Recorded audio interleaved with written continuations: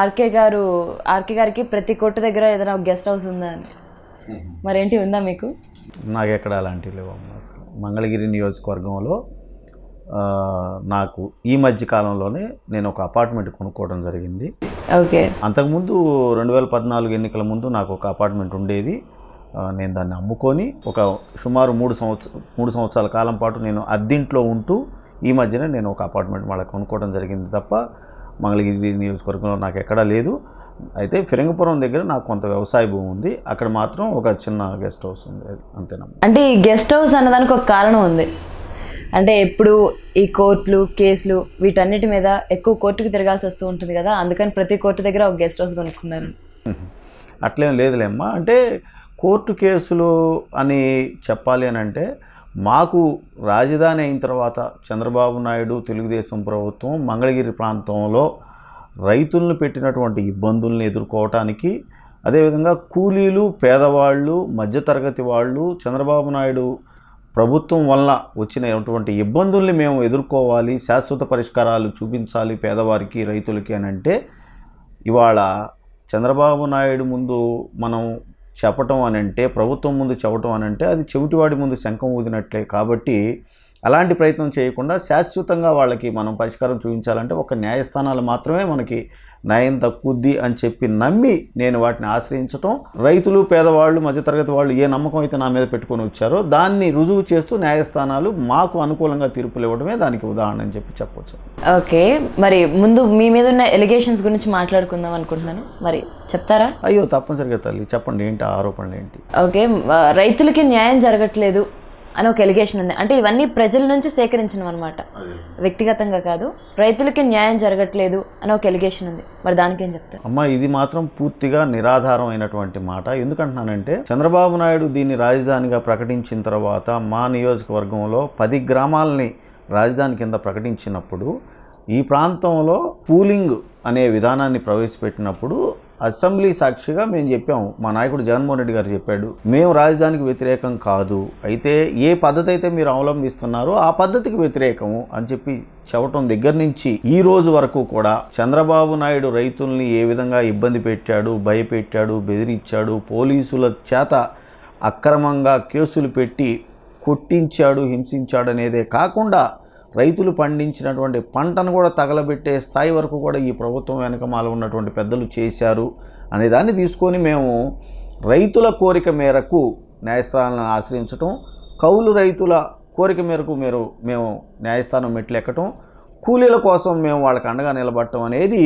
ఇవాళ చాలా సత్ఫలితాలు ఇచ్చింది. కాబట్టే 3 నుంచి 5 పంటలు సంవత్సరానికి పండే ఈ భూముల్లో చంద్రబాబు నాయుడు అవలంబించినటువంటి రైతు కూలీ వ్యతిరేక విధానాలను ఎదుర్కొంటూ మేము ఇవాళ కూడా సుమారు 6-7 వేల ఎకరాలను మేము పంటను కాపాడాము ఇక్కడ. అదే తప్ప మీకు ఎవరో గిట్టని వాళ్ళు చెప్పినటువంటి మాట తప్ప మేము పూర్తిగా రాజశేఖర్ రెడ్డి గారి ప్రభుత్వాన్ని ఆశించి ప్రజలు జగనన్న వెంట ఉంటూ నన్ను ఇక్కడ గెలిపించినందుకు నేను వాళ్ళకి పూర్తి స్థాయిలో న్యాయం చేశానని చెప్తాను తల్లి. ఓకే అండి, మరి సెకండ్ ఎలిగేషన్, పెన్షన్స్ సరిగా రావట్లేదట, 3 నెలలకో 4 నెలలకో వస్తున్నాయి అని చెప్పి అంటున్నారు, మరి దానికి? అది పూర్తిగా వాస్తవం, వైఫల్యం ప్రభుత్వాన్ని. ఎందుకంటే ఇక్కడ రైతుకి ఒకవేళ ఇష్టపడి పూలింగ్కి ఇచ్చుకొని ఉంటే వాళ్ళకి కౌలు ఇస్తున్నారు సంవత్సరానికి 50,000 రూపాయలు, లేదా రైతు పొలాన్ని ఇవ్వకుండా ఉంటే మేము న్యాయస్థానం ద్వారా వాళ్ళకి న్యాయం చేయించాం కాబట్టి పంట పండించుకుంటున్నాడు. ఎవరైతే రైతు కూలీ ఉన్నాడో అతను దెబ్బతినిపోయాడు, కౌలు రైతు చనిపోయాడు. ఇక్కడ అసలు కౌలు రైతులు అడ్రస్ లేకుండా పోయారు.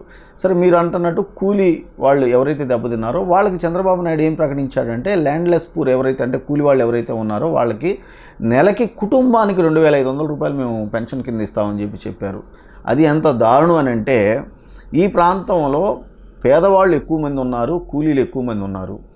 వీళ్ళు ఒక కుటుంబంలో భార్యాభర్తలు కనుక వ్యవసాయ కూలీకి వెళితే మగ మనిషి రోజుకి 500 రూపాయలు యావరేజ్ సంపాదిస్తాడు, ఆడ మనిషి 300 రూపాయలు సంపాదిస్తారు. అంటే ఇద్దరు కలిపి 800 రూపాయలు ఒక రోజుకి మినిమం సంపాదించుకుంటూ త్రూ అవుట్ ద మంత్ వాళ్ళకి వ్యవసాయానికి సంబంధించిన పనులు ఉంటాయి. సరే, 4 ఆదివారాలు తీసుకున్నా కూడా 25 రోజులు లెక్కేస్తే దగ్గర 25,000 నుంచి 30,000 రూపాయలు సంపాదించుకునే ఒక కుటుంబానికి ఈ రోజున కేవలం చంద్రబాబు నాయుడు 2,500 రూపాయలు మాత్రమే ఇస్తున్నాడు అనేది ఎంత అన్యాయమో గమనించమని చెప్పి కోరుతా ఉన్నాం. అవి కూడా ఇవాళ 3 నెలలకో 6 నెలలకో ఒకసారి ఇస్తున్నాడు అని అంటే చంద్రబాబు నాయుడు రాజధాని సమయంలో చేసినటువంటి వాగ్దానాన్ని ఈ ప్రాంతంలో పూర్తిగా తొంగలో దొక్కాడు. దానికోసం మేము కూలీల వెంట నిలబడి పోరాటం చేస్తూనే ఉన్నామమ్మా. అంటే ఏ విధంగా పోరాడుతున్నారు మీరు ఈ పెన్షన్స్ విషయంలో కానీ కూలీ రైతుల విషయంలో కానీ?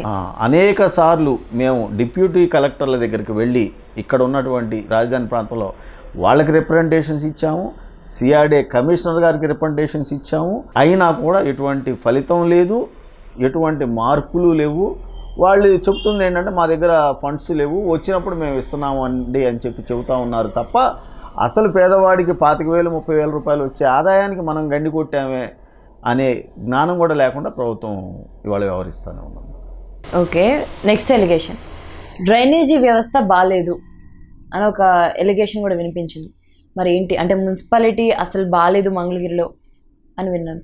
అది ఇవన్నీ వాస్తవాలేనమ్మా. ఎందుకంటే డ్రైనేజీ వ్యవస్థ అండర్గ్రౌండ్ డ్రైనేజీ పెట్టమని చెప్పేసి యూజీడీ మేము ఎప్పుడో నేను లేఖలు రాయటం జరిగింది.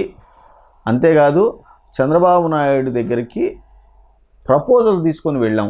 7 కోట్ల రూపాయలు మా మంగళగిరికి అవసరం అవుతాయి అని చెప్పి చెబుతూ దాంట్లో ఒకటి తాడేపల్లి అదేవిధంగా మంగళగిరి 2 మున్సిపాలిటీకి కూడా మీరు అండర్గ్రౌండ్ డ్రైనేజీని శాంక్షన్ చేయండి అని అంటే ఇవాల్టి వరకు కూడా పట్టించుకోలేదు అసలు.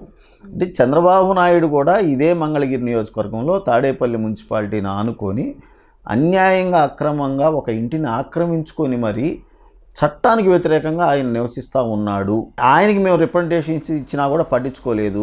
సరే మా రిప్రజెంటేషన్స్ని పక్కన పెట్టినా ఆయనైనా సరే నేను ఉంటా ఉన్నానే ఇక్కడ, పైగా మంగళగిరి మున్సిపాలిటీ అనేది టీడీపీ చేతిలో ఉంది, మా చేతిలో ఉంది, మేము న్యాయం చేయాలి పేదవాళ్ళకి అనేది ఏమాత్రం వాళ్ళకి లేదు. రెండవది, ఎక్కడన్నా ప్రజాస్వామ్యంలో ప్రతిపక్షానికి కూడా నిధులు ఇవ్వటం అనేది జరుగుతూ ఉంటుంది. ఇక్కడ మాత్రం రాష్ట్ర వ్యాప్తంగా వైఎస్ఆర్ కాంగ్రెస్ పార్టీ టికెట్ మీద జగనన్న రాజశేఖర రెడ్డి గారు అండదండలతో గెలిచినటువంటి ఏ ఒక్క ఎమ్మెల్యేకి కూడా పైసా కూడా నిధులు ఇవ్వనటువంటి చంద్రబాబు నాయుడు ప్రభుత్వంలో మాగా మేము మాత్రం పనులు చేయలేనటువంటి పరిస్థితి. ప్రభుత్వం చేయక మా చేత చేయించక ఇవాళ చంద్రబాబు నాయుడు ఈ విధంగా ప్రజలు ఏమైపోతే నాకేమి, ఒకసారి అధికారం ఇచ్చారు కదా అనే ధోరణిలో ఆయన ఉన్నాడమ్మా. అంటే ఇప్పుడు చంద్రబాబు అసలు నిధులు ఇవ్వట్లేదంటారా? పైసా కూడా ఇవ్వలేదమ్మా. మేము ఒకసారి ఇదే దాని మీద శాసనసభలో చర్చ జరిగినప్పుడు యనమల రామకృష్ణ గారు చాలా స్పష్టంగా చెప్పాడు అసెంబ్లీ సాక్షిగా, మీరు అడిగితే ఎందుకు అడగందే అమ్మాయినా పెట్టదు కదా అనే మాట అన్నటువంటి యనమల రామకృష్ణుడు గారి మాటను తీసుకొని మేము మా జగనన్న దగ్గరికి వెళ్తే జగన్మోహన్ రెడ్డి గారు గ్యారంటీ చెబుతాను నేను, చంద్రబాబు నాయుడు మనసు లేనటువంటి వ్యక్తి, మనకి నిధులు ఇవ్వడు, అయినా మీరు అందరూ అడుగుతానంటే పోయి అడగండి అని చెప్పినప్పుడు అందరు ఎమ్మెల్యేలను కూడా కలిసి రిప్రజెంటేషన్స్ రాసుకొని ఆయన కలవటం జరిగింది. దానిలో భాగంగా నేను మా మంగళగిరికి సంబంధించి వివిధ పనుల్ని సుమారు 7 కోట్ల రూపాయల ప్రపోజల్స్తో ఆయన దగ్గర తీసుకువెళ్తే ఒక్క పని కూడా చేయనటువంటి ప్రభుత్వం చంద్రబాబు నాయుడు ఈ రోజున ఉన్నటువంటి పరిస్థితి. అంటే మీరు అడిగారు అయితే చంద్రబాబు గారిని? రిటర్న్గా కూడా అడిగామమ్మా మేము, అయినా కూడా పట్టించుకోలేదు. ఈ వీడియో మీకు నచ్చినట్లయితే లైక్ చేయండి, షేర్ చేయండి. మరిన్ని ఇంట్రెస్టింగ్ అప్డేట్స్ కోసం సోషల్ పోస్ట్ యూట్యూబ్ ఛానల్ని సబ్స్క్రైబ్ చేయడం మాత్రం మర్చిపోకండి. ఎప్పటికప్పుడు వీడియోలు నోటిఫికేషన్గా రావాలంటే పక్కనే ఉన్న బెల్ బటన్ కూడా ప్రెస్ చేయండి. మా సోషల్ పోస్ట్ యూట్యూబ్ ఛానల్ని ఇన్స్టాగ్రామ్, ట్విట్టర్, ఫేస్బుక్లలో కూడా ఫాలో అవ్వచ్చు.